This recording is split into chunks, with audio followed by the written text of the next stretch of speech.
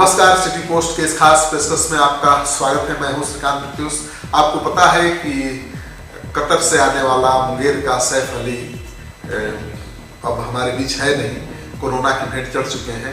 लेकिन कोरोना की भेंट चढ़ने के पहले उन्होंने जो आतंक जाने अनजाने में मचाया है उसका असर अब दिख रहा है। दरअसल उनकी किडनी खराब थी, लिवर खराब था और कतर से आने के बाद अपने स्थानीय मुंगेर अस्पताल में उन्होंने इलाज कराया। फिर वो पटना आ गए, पटना के कई निजी क्लिनिकों में इलाज कराया। फिर वो PMCH गए, वहाँ पर इलाज करवाया और उसके बाद पटना एम्स में गए। लेकिन पटना एम्स में जब उनका इलाज चल रहा था वहाँ पर उनकी मौत हो गई। और इस बीच खबर आई कि PMCH के डॉक्टरों ने उनका कोरोना टेस्ट के लिए भेजा था। जो रिपोर्ट आई है मरने के बाद, उसमें साबित हो गया है कि कोरोना ही उनकी मौत की वजह है, यानी कोरोना से वो पीड़ित थे। उसके बाद डॉक्टरों को साफ सुन गया है, उनके हाथ पांव फूल रहे हैं, क्योंकि सभी डॉक्टर उनको किडनी और लिवर का मरीज मानकर उनका इलाज कर रहे थे। उनके साथ बैठे, उनको छुआ और उनको देखा और उसके बाद कई मरीजों का इलाज किया। तो अगर संक्रमण के शिकार वो डॉक्टर हुए होंगे जाने अनजाने में और उन्होंने आगे कई मरीजों को अगर देखा होगा तो निश्चित रूप से उन मरीजों के भी संक्रमण के शिकार होने का खतरा है। तो कितने लोग जाने अनजाने में सैफ अली की वजह से कोरोना वायरस के संक्रमण के शिकार हो गए हैं, इसका अंदाजा अभी तक सरकार नहीं लगा पा रही है। तो सूत्रों के हवाले से जो खबर आ रही है कि डॉक्टरों का भी टेस्ट हो रहा है, उनकी रिपोर्ट भी सामने आने वाली है। डॉक्टर खुद डरे समय हैं, जिन डॉक्टरों के ऊपर जिम्मेवारी है कोरोना से लड़ने की, वो खुद डरे हुए हैं कि कहीं वो संक्रमण के शिकार तो नहीं हो गए। ये खबर बताने का मकसद सिर्फ ये है कि आप अगर बाहर से आ रहे हैं, किसी भी देश से आ रहे हैं, तो आप यहाँ की सरकार को, जिला प्रशासन को सूचित करिए, बाकायदा अपना टेस्ट कराइए, कोई बात छिपाइए नहीं तो आप ही कोरोना वायरस के संक्रमण के बड़े हथियार बन सकते हैं, माध्यम बन सकते हैं और आपकी वजह से कई लोगों की जान खतरे में पड़ सकती है। तो आप ऐसी गलती न करें, क्योंकि लगातार खबर आ रही है कि जो मुंबई में, पुणे में, दिल्ली में, महाराष्ट्र में और कहीं दूसरे देशों में जो लोग हैं कोरोना के डर से भागकर बिहार आ रहे हैं, अपने गाँव आ रहे हैं। और ऐसे में उनके गाँव के लोग, बिहार के लोग आतंकित हैं कि कहीं वो जाँच नहीं करा पा रहे हैं। उनका तो आरोप है कि बस से आ गए, ट्रेन से आ गए, प्रशासन को सूचना दी, रेलवे को सूचना दी, GRP को सूचना दी, लेकिन जांच की कोई व्यवस्था ही नहीं है और बगैर जांच के वो अपने घर, अपने गांव जाने को मजबूर हैं। कई गांवों से लगातार सिटी पोस्ट को फोन कॉल्स आ रहे हैं कि उनके गांव में पुणे से 8 मजदूर आ गए हैं, उन्होंने कहीं जाँच नहीं करवाया है, वो अपने घर में हैं। पटना सिटी से फोन आ रहा है कि वहाँ भी कोई आया कतर से और डॉक्टर का बेटा है, अपने ही घर में उसके पिता ने उसको एक कमरे में कैद कर रखा है।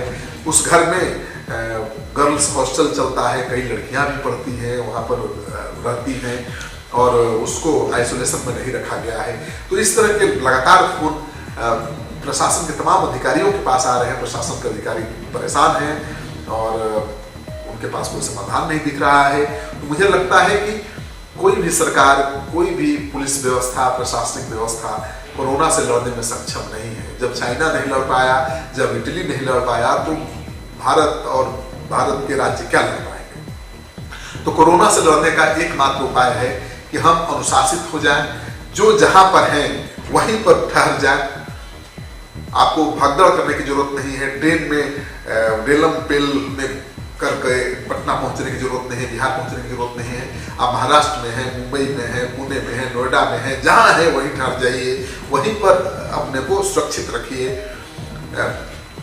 पैनिक क्रिएट करने की जरूरत नहीं है, आप पैनिक में आकर भागिए मत, क्योंकि लाखों हजारों की तादाद में जब बिहार लोग आने लगेंगे एक साथ, तो फिर बिहार सरकार उनके हेल्थ का टेस्ट कैसे करा पाएगी। सरकार के पास उतनी व्यवस्था है नहीं, या किसी भी सरकार के पास उतनी व्यवस्था नहीं होती है जो एक साथ लाखों लोगों का टेस्ट करा सके। और लाखों लोग इंतजार करेंगे नहीं तो उतना देर बस स्टैंड पर, रेलवे स्टेशन पर, वो गांव चले जाएंगे, घर चले जाएंगे और उससे संक्रमण का खतरा बढ़ेगा।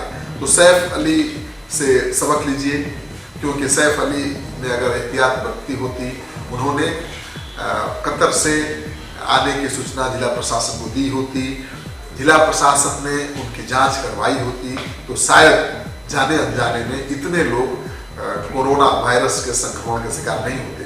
तो आपको अंदाजा नहीं है, अभी बिहार में पूरी तरह से लॉकडाउन है, यानी कहीं भी आप जा नहीं सकते, आपको घर में रहना है, जरूरी काम हो तभी कहीं निकलना है। लेकिन शहर में जो तस्वीर दिख रही है, लगातार हम देख रहे हैं कि लोग बिल्कुल सामान्य दिनों की तरह आज भी राशन और किरासन की दुकान पर लाइन लगाकर खड़े हैं, सब्जी बाजार में दिख रहे हैं, सड़कों पर दिख रहे हैं। मुझे लगता है कि संक्रमण का खतरा बढ़ जाएगा, तो आपको संयम बरतना पड़ेगा, अनुशासित होना पड़ेगा, तभी कोरोना को आप हरा पाएंगे। अगर आप इस तरह से लापरवाही दिखाएंगे, मुझे लगता है कि कोई सरकार, कोई भी व्यवस्था आपको कोरोना के संक्रमण से नहीं बचा पाएगी। तो कोरोना को हराना है तो अनुशासित हो जाना है, और सरकार को भी मुझे लगता है कि आज न कल जिस तरह से लोग अनुशासन नहीं दिखा रहे हैं, उसे कर्फ्यू लगाना पड़ेगा।